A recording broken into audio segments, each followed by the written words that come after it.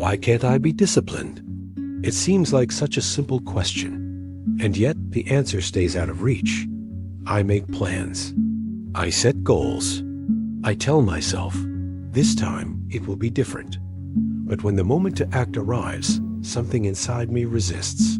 Something pulls me back. People call it laziness, a lack of effort, a lack of commitment. But deep down, I know the truth is more complex. I'm not fighting the task. I'm fighting myself. There are two versions of me living side by side.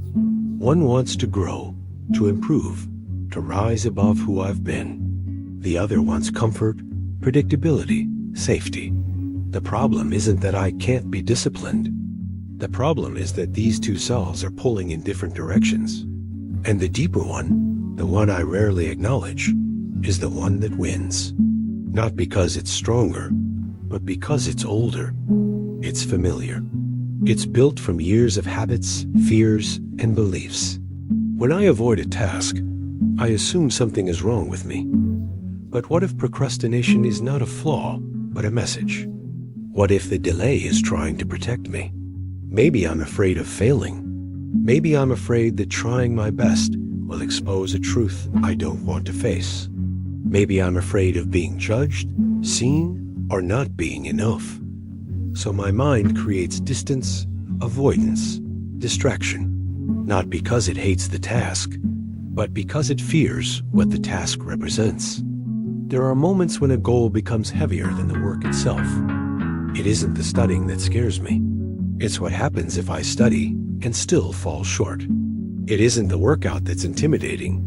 It's what it says about me if I quit again. It isn't the responsibility that drains me.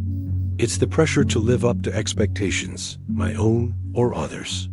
Discipline collapses the moment a goal becomes a threat to my identity. My mind isn't avoiding effort. It's avoiding pain. Inside me lives a silent part, the part one rarely acknowledges. It holds my doubts, my insecurities, my old wounds, my fear of change, my attachment to comfort. This part of me doesn't hate progress. It simply believes that staying the same is safer than becoming someone new. As long as this part stays in the dark, it controls my behavior from the shadows. It stops me before I begin. It convinces me that there's always tomorrow. It whispers excuses that feel like truths. I don't lack discipline. I lack alignment. Every task I avoid is a mirror.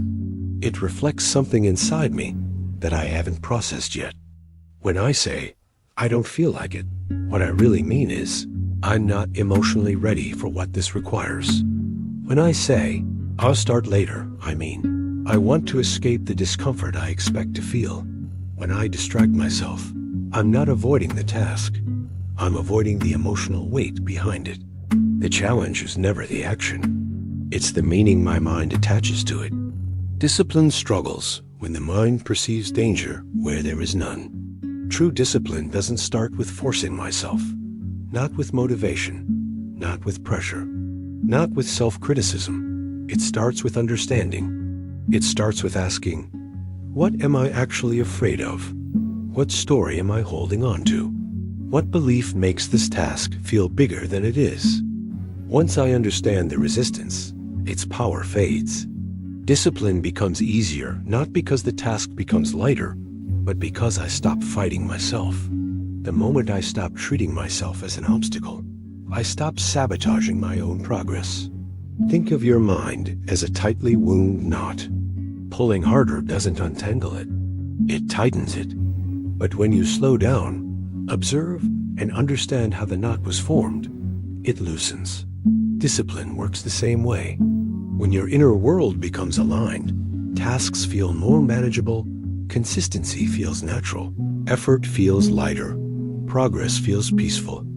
You aren't dragging yourself forward anymore. You're moving with yourself, not against yourself. This is discipline without force, discipline without guilt, discipline without self-violence. This is discipline built on clarity. So the real question was never, why can't I be disciplined? The real question is, what part of me have I not yet understood?